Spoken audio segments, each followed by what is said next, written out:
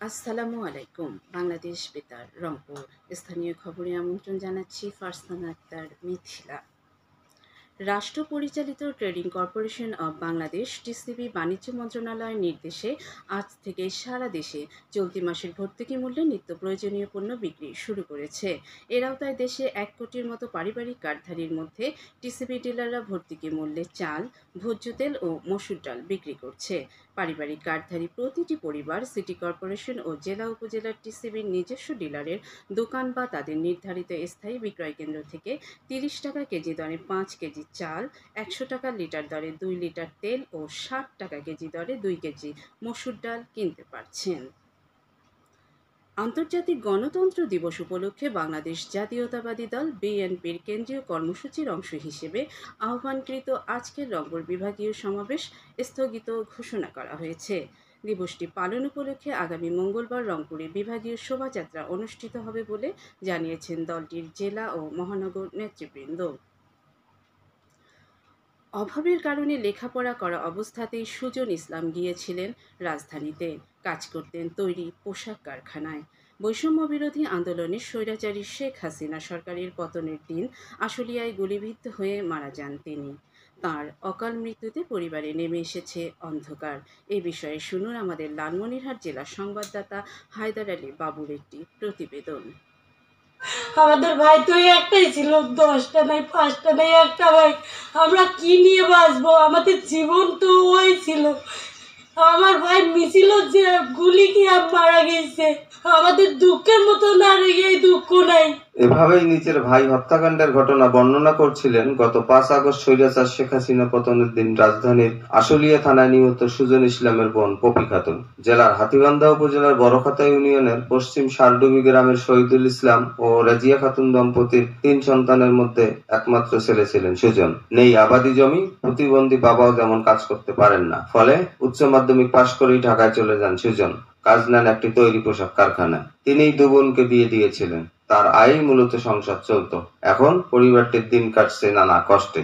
আমার ভাই এই সংসার চালাইছে, গার্মেন্টস চালিয়ে মা বাবাকে দিত। আমার মা বাবা ওগুলো দিয়ে সংসার চালাইতো। আমার বাবা যেটুকু টাকা দিচ্ছে ওইটুকু দিয়ে আমি সংসার চালু করছি। করিম লিখেছি আমার স্বামী একটা তেবু প্রতিবন্ধী, করতে পারে না কিছু। আমার মেয়ে দুটো বেঁচে গেছে বাবার টাকা লিখেছে। আমি কিভাবে আমি লাস্টিং করবো? আরো আমার চলার মতন কোনো পথ নেই। আমার তারি বাড়ি যে একটু দেয় সেইটুকু খেয়ে আমি বাঁচি দেখি। এই হত্যাকাণ্ডের ঘটনায় নিহত সুজনের বাবা বাদী হয়ে গত 20 আগস্ট আশুলিয়া থানায় একটি হত্যা মামলা দায়ের করেন। এতে জড়িতদের চিহ্নিত শেষে দৃষ্টান্তমূলক বিচার দাবি করেছেন নিহতের পরিবার, সহপাঠী ও এলাকাবাসী। হায়দার আলী বাবু, বাংলাদেশ বেতার, লালমনিরহাট। জয়পুরহাটের পাঁচবিবি উপজেলার চানপাড়া বাজারে আইন শৃঙ্খলা পরিস্থিতি স্বাভাবিক ও স্থিতিশীল রাখতে এক সভা গতকাল অনুষ্ঠিত হয়েছে।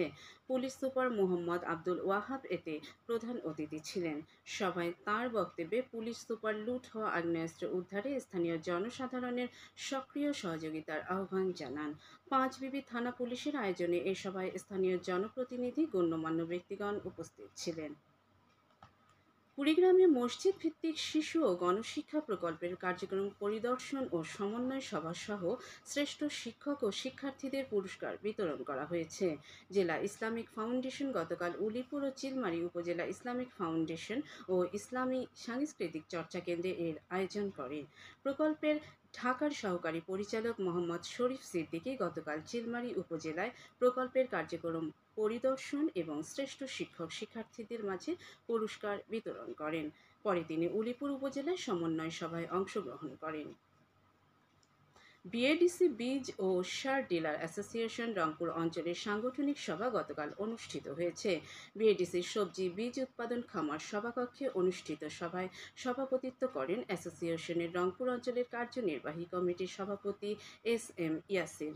সভায় আগামী বোরো আলুর মৌসুমে বীজ ও সার সরবরাহ, ক্রয় বিক্রয় সহ বিভিন্ন বিষয়ে বিস্তারিত আলোকপাত করা হয়। সবশেষে আবহাওয়া। আজ সন্ধ্যে 6টা পর্যন্ত পূর্বাভাসে বলা হয়েছে, খুলনা, বরিশাল, পটুয়াখালী, নোয়াখালী, কুমিল্লা, চট্টগ্রাম এবং কক্সবাজার অঞ্চলসমূহের উপর দিয়ে দক্ষিণ পূর্ব দিক থেকে ঘন্টায় 60 থেকে 80 কিলোমিটার বেগে ঝোড়ো হাওয়া বয়ে যেতে পারে। সেই সাথে বৃষ্টি অথবা বজ্রসহ বৃষ্টিপাতের সম্ভাবনা রয়েছে। এসব এলাকার নদীবন্দরসমূহকে 2 নম্বর নৌ হুঁশিয়ারির সংকেত 2 নম্বর নৌ হুঁশিয়ারি সংকেত দেখাতে বলা হয়েছে। এছাড়া দেশের অন্যত্র একই দিক থেকে ঘন্টায় 45 থেকে 60 কিলোমিটার বেগে দমকা থেকে ঝোড়ো হাওয়া বয়ে যেতে পারে। সেই সাথে বৃষ্টি অথবা বজ্রসহ বৃষ্টিপাতের সম্ভাবনা রয়েছে। এসব এলাকার নদীবন্দরসমূহকে 1 নম্বর সতর্কতা সংকেত দেখাতে বলা হয়েছে। খবর শেষ হলো। আমাদের পরবর্তী স্থানীয় খবর প্রচারিত হবে বেলা 2টা বেজে 5 মিনিটে।